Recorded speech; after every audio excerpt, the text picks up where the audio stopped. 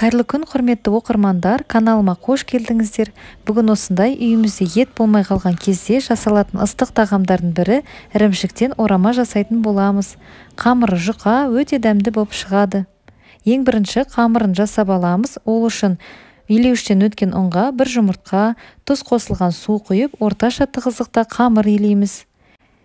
Егер жұмыртқа болмай қалған кезде қорқынышты емес, дәл осылай аз-аздан су құя отырып, қаттырақ қамыр илейміз. Не себептен осылай қамыр илегенде аз-аздан құйып отырамыз? Себебі барлығын бірден құйып жүрсек, қамырымыз жұмсақ болып шығады, одан кейін піскеннен кейін езіліп тұрады.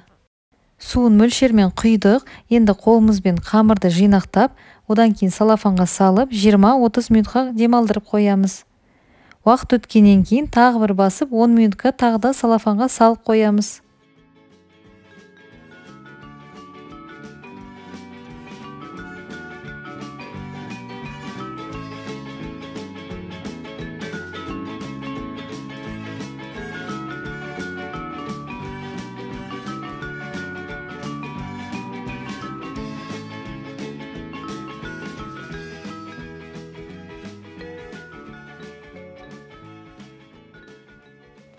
Келесі кезекте ораманың ішіне салатын салманы дайындаймыз.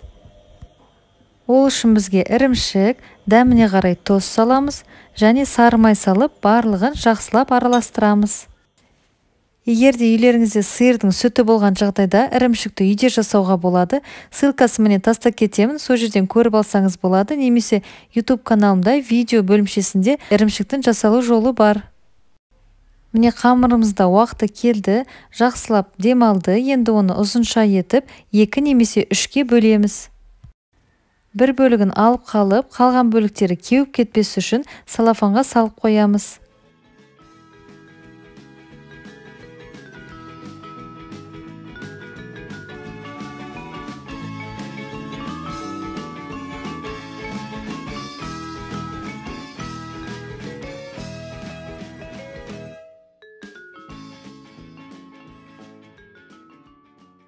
Онды қажетінше қолдана отыра қамырды жұқалап жаямыз.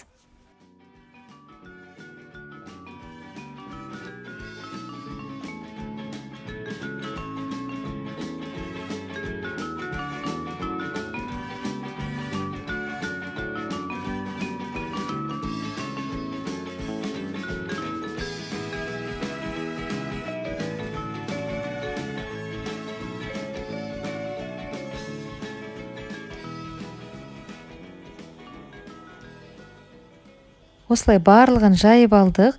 Міндетті түрде қамырымыз жұқа болу керек. Сонда піскеннен кейін жеңіл желінеді.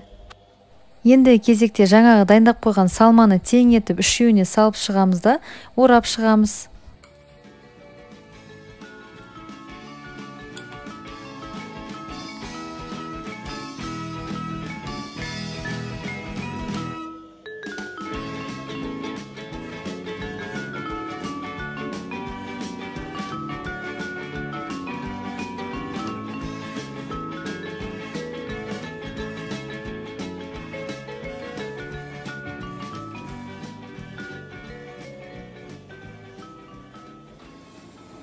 Бұл орамаларды буда пісіреміз. Ол үшін мантоварканың ыдыстарын майлап, қайнап тұрған кастрөлдің үстіне қоямыз да 25 минут пісіреміз.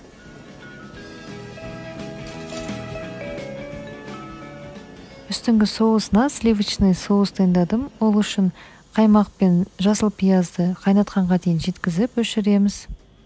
Әдемілік үшін паприка сепсеңіз болады. Асыңыз дәмді болсын, қош сау болыңыз.